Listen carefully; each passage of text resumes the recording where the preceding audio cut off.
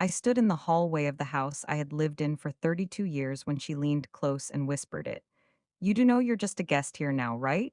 Her voice was soft, almost kind. The smile never left her face. I looked at her for a moment, not long enough to seem shaken, just long enough to let her know I had heard every word. If your day hasn't gone as planned, maybe this story will change that. A new tale, a new twist every single day. And if you want to keep following, tap subscribe and tell us in the comments where you're listening from. Then I nodded once and walked into the kitchen. She didn't follow. I poured myself water from the tap. My hands were steady. The glass was cool against my palm. I drank slowly, looking out the window at the garden I had planted 15 years ago. The roses were blooming again. Behind me, I could hear her footsteps moving toward the living room. Light, confident, the kind of walk that belongs to someone who believes they have already won. I set the glass down on the counter. The word guest sat in my chest like a stone, not painful, just heavy. Present, I didn't speak it aloud. I didn't need to, she had said it to test me. To see if I would flinch. To establish a new order in a home that had never needed one before. I didn't flinch. But I also didn't forget.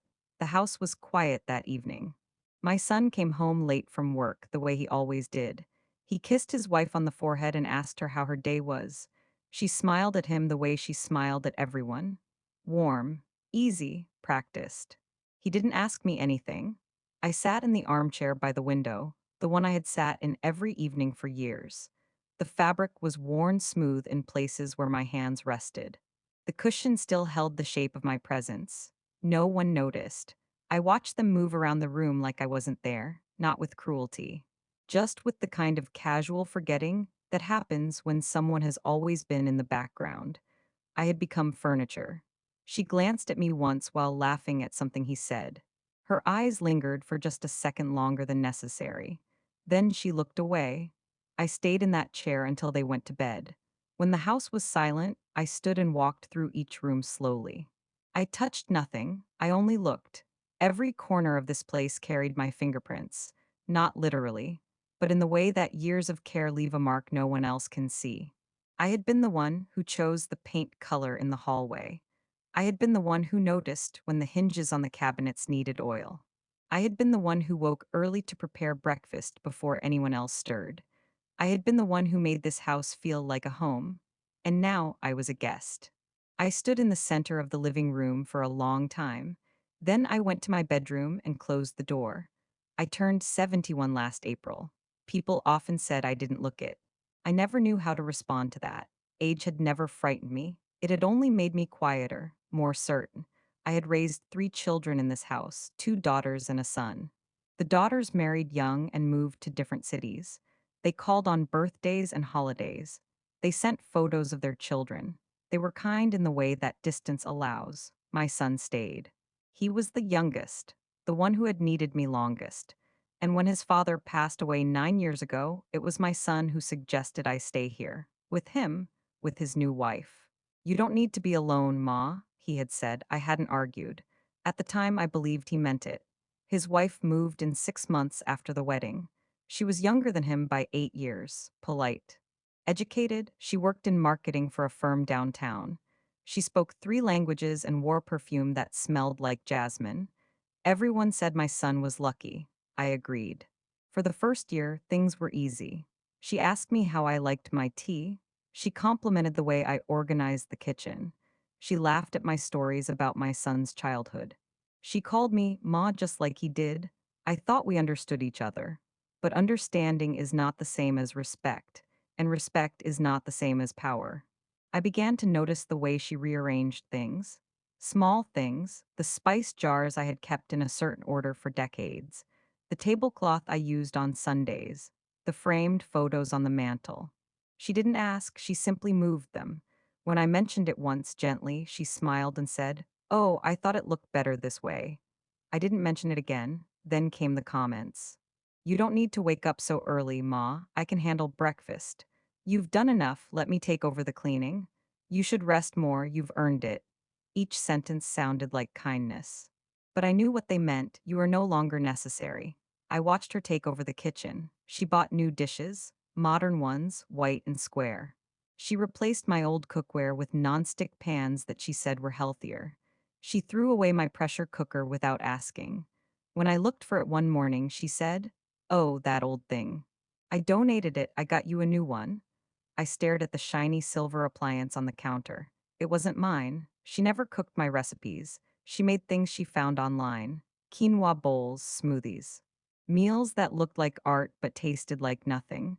My son ate them without complaint. He told her everything was delicious. I stopped cooking, not because I was asked to, but because there was no longer room for me in that kitchen. I had spent 30 years in that space. I had kneaded dough on that counter.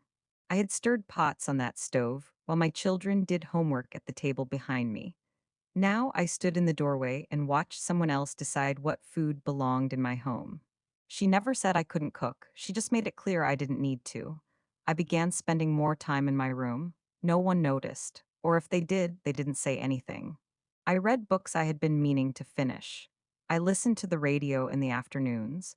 I folded my clothes slowly and carefully, the way I always had. I became invisible, and she became the center. It wasn't loud, it wasn't violent. It was simply a shift. She was the one my son spoke to when he came home. She was the one who planned the meals, decided the schedule, controlled the remote. I was the one who existed in the margins. And when she leaned close to me that day in the hallway and called me a guest, she was only saying aloud what had already become true. I didn't fight it. But I didn't accept it either. I simply waited. The first time I saw her speak to my son differently, I was standing near the kitchen door. She didn't know I was there. "Your mother doesn't need to be involved in every decision," she said quietly. "It's our home now."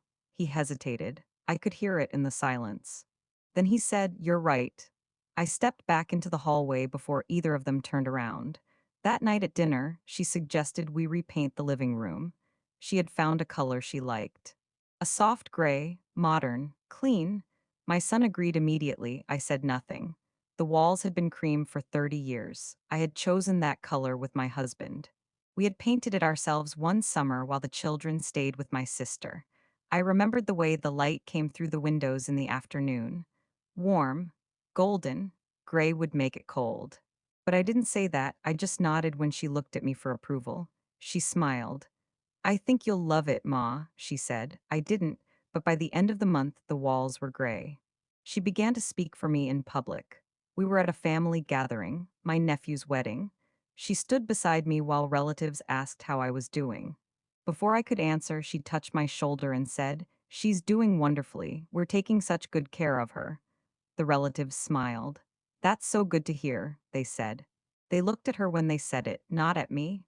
I stood there in my silk sari, the one I had worn to my own son's wedding, and felt myself disappear. She wasn't cruel. She didn't insult me. She didn't raise her voice. She simply replaced me.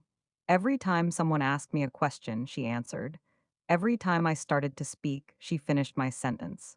By the end of the evening, people stopped looking at me at all. They looked at her. She was younger, prettier, more articulate. I was 71. I was irrelevant. On the drive home, my son asked her if she had enjoyed herself. She said yes. He didn't ask me. I sat in the back seat and watched the streetlights blur past the window. When we got home, I went to my room without saying goodnight. No one noticed. The next morning, she rearranged the photos on the mantel again. This time, she moved my wedding photo to the back. In its place, she put a large framed picture of herself and my son on their honeymoon. I walked past it 3 times that day. Each time, I felt the weight in my chest grow heavier. But I still said nothing. She wanted me to react, to argue, to give her a reason to call me difficult. I refused. I had not survived 71 years by being foolish. I knew what she was doing.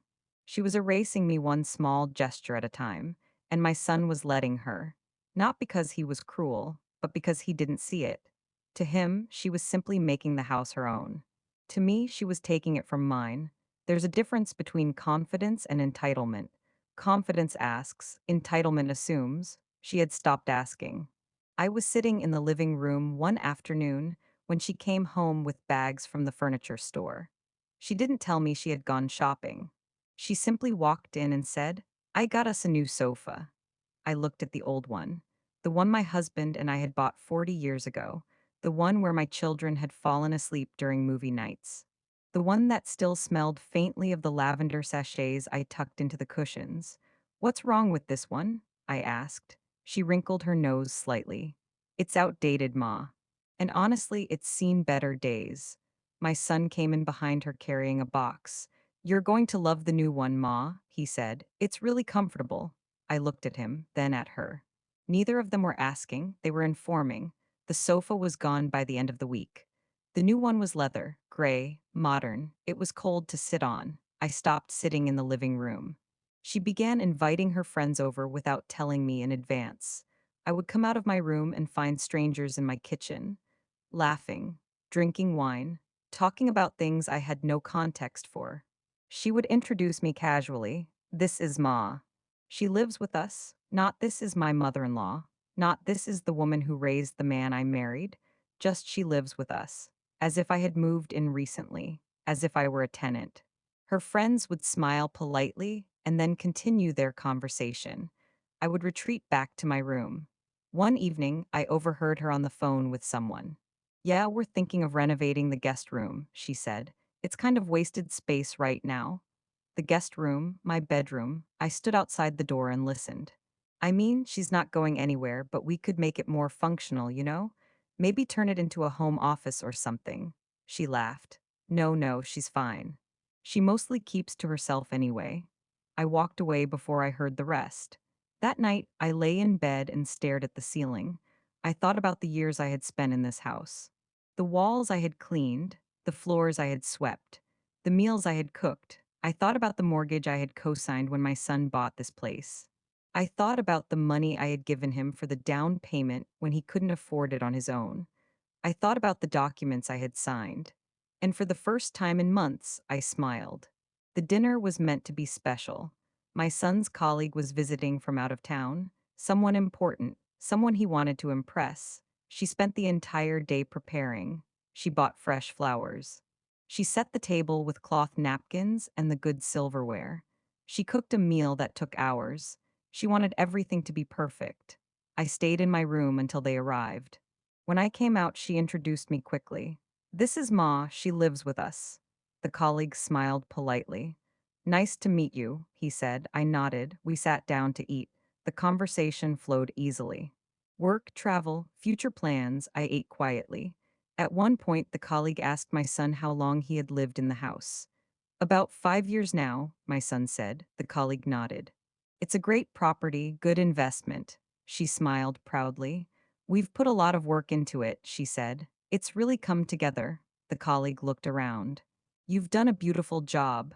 She thanked him. I set my fork down carefully. It's been in the family much longer than that, I said quietly. Everyone looked at me. I didn't elaborate. She laughed lightly. Well, yes, but we've really modernized it, she said. The colleague smiled and returned to his food. The conversation moved on, but she looked at me across the table. Just for a moment, her smile didn't reach her eyes. After dinner, I helped clear the plates. She stopped me. I've got it, Ma, you go rest. Her voice was sweet. Her hand on my arm was firm. I stepped back. She carried the dishes into the kitchen alone. The colleague left an hour later. When the door closed, my son turned to her and grinned. That went really well, he said. She kissed him. I think so too. Neither of them looked at me. I went to my room. I didn't sleep. Instead, I opened the drawer of my bedside table and pulled out a folder. Inside were papers I hadn't looked at in years. Deeds, mortgage documents, signatures. I read through them slowly. And when I finished, I put them back and closed the drawer. Then I lay down. And I waited. I didn't make an announcement. I didn't pack dramatically. I simply called my daughter one morning and asked if I could stay with her for a while. She sounded surprised. Of course, Ma. Is everything okay? Everything's fine, I said. I just need a change of scenery. She didn't push. 2 days later, she came to pick me up. I had one suitcase. My son saw it by the door and frowned. Where are you going? To stay with your sister for a bit, I said calmly. For how long? I'm not sure yet. He looked confused. His wife appeared behind him. Is something wrong, Ma? She asked. Her voice was concerned, performative. No, I said, I just think it's time. Time for what? I looked at her. Time to give you both some space, I said. She blinked. My son shifted uncomfortably. You don't have to leave, Ma. This is your home. I smiled softly. I know, I said. Then I picked up my suitcase. My daughter helped me to the car. As we pulled away, I looked back at the house. My son stood in the doorway. His wife stood beside him. Neither of them waved. I didn't either. My daughter asked me questions during the drive, but I kept my answers short. She didn't press. When we arrived at her home, she set me up in the guest room. It was small but comfortable. Clean. You can stay as long as you need, Ma, she said. I thanked her. That night, I sat by the window and looked out at the unfamiliar street. I felt lighter. Not happy, not sad, just clear. For the first time in months, I could breathe. My son called the next day. Then the day after that, I answered when I wanted to. He asked when I was coming back. I told him I wasn't sure. He sounded frustrated. Ma, we didn't ask you to leave. I know, I said. Then why did you? Because I wanted to. There was a long pause. She didn't mean anything by what she said, he added quietly. If that's what this is about. I didn't respond, he sighed. Just think about it, okay? I will, I said, then I ended the call. His wife didn't call, not once. I spent the next 2 weeks in peace. I read, I walked, I cooked meals with my daughter. I played with my grandchildren. No one called me a guest. No one erased me. And when my phone rang late one evening, I almost didn't answer. But I did. It was my son. His voice was different, tight. Nervous, Ma, we need to talk. About what? About the house. I leaned back in my chair. What about it? There's an issue with the mortgage. I stayed silent. The bank called. They said your name is still on the deed, that you're listed as a co-owner. I am, I said calmly. Another pause. Why didn't you tell me? You never asked. He exhaled shakily. Ma, this is serious. They said we can't make any major changes without your signature. That's correct. We were going to refinance, to renovate. But now they're saying we need your approval. Yes, I said. You do? I could hear his wife's voice in the background, sharp, urgent. He covered the phone for a moment, then he came back. Can we talk about this in person? Of course, I said. When can you come back? I'm not sure, I said. Ma, I'll let you know, I said gently, then I hung up. I sat there in the quiet for a long time, then I smiled. The second call came a week later. This time it was her. Ma, she said, her voice was strained, polite. We'd really love for you to come home.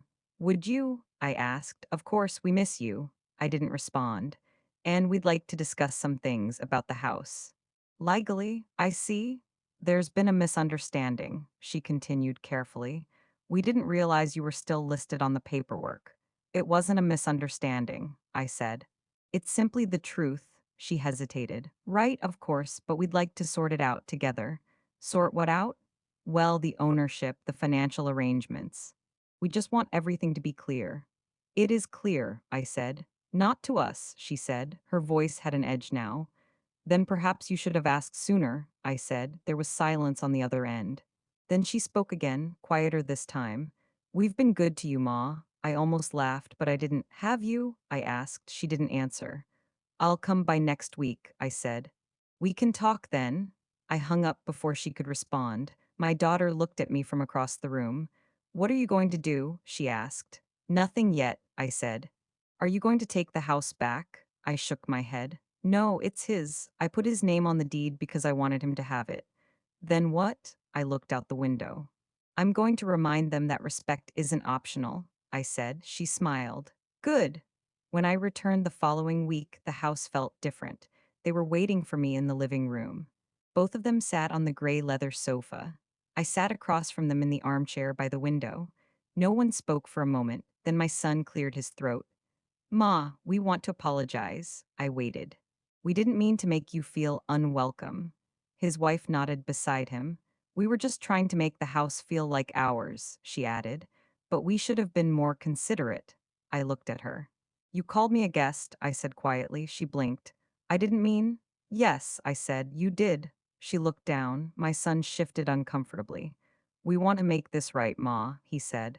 Tell us what you need. I folded my hands in my lap. I don't need anything, I said. Then what do you want? I want you to understand something, I said. They both leaned forward slightly. This house is not just yours, I said calmly. It never was. My son opened his mouth to speak, but I raised my hand. I put money into this house. I co-signed the mortgage. I am listed on the deed as a legal co-owner. His wife's face went pale. I did that because I wanted you to have a home, I continued. I didn't do it so I could control you. I did it because I loved you. My son looked down. But love does not mean I disappear, I said, and it does not mean I accept disrespect. No one spoke. I don't want your house, I said. I want your respect. His wife's hands were trembling slightly. If you want to refinance, if you want to renovate, if you want to make this place entirely yours legally, I will sign whatever you need me to sign. My son looked up, hope flickering in his eyes. But not today, I said, the hope dimmed. And not until I know that you understand what you did. I stood. I'll be staying with your sister for now, I said. When you're ready to talk again, really talk, you can call me. I walked toward the door. Ma, I stopped. I'm not angry, I said without turning around. I'm just tired of being invisible. Then I left. It took 3 months. 3 months before my son called and asked if we could meet. Not at the house. At a cafe, I agreed. He looked older when I saw him, tired. We sat across from each other with coffee neither of us drank. I'm sorry, Ma, he said finally. I waited. I didn't see it, I should have. But I didn't. And now, I asked. Now I do, I nodded. She's not a bad person, he said quietly. But she was wrong, and I was wrong for letting it happen. Yes, I said. You were, he looked down at his hands. I don't know how to fix it, he said. You don't fix it, I said. You just do better. He looked up. Can you come home? I paused. Not yet, he nodded slowly. I understand. We sat in silence for a while, then I reached across the table and touched his hand. I love you, I said, but I also love myself. He nodded again. I know, Ma, and I need you to remember that. I will, he said. I believed him. 6 months later, I moved back, not because I needed to, but because I chose to. Things were different. She spoke to me with care, not performance. Care. My son asked me my opinion. They repainted the living room. Cream. The photo of my wedding was back on the mantle. And when she introduced me to her friends, she said, "This is Ma, this is her home." I didn't smile when she said it, but I nodded. It was enough. I'm 72 now. I still live in that house. But I'm not furniture anymore. I'm not invisible. I don't need to be the center of everything. I just need to be seen. And I am. Some days are easier than others. But I wake up every morning knowing something I didn't know before. I know who I am. I know what I'm worth. And I know that I will never let anyone make me small again. Not with cruelty. Not with silence. Not with a whispered sentence meant to shrink me, because I am not a guest. I never was. This is my home, and I belong here. If this story made you feel something, heaviness, strength, or quiet courage, don't let it end here. Show your support by liking this video and subscribing to the channel. There's a new story every day, and each one carries a truth we don't always say out loud. Tell me in the comments which city you're watching from and what time it is there. I want to know where this story found you.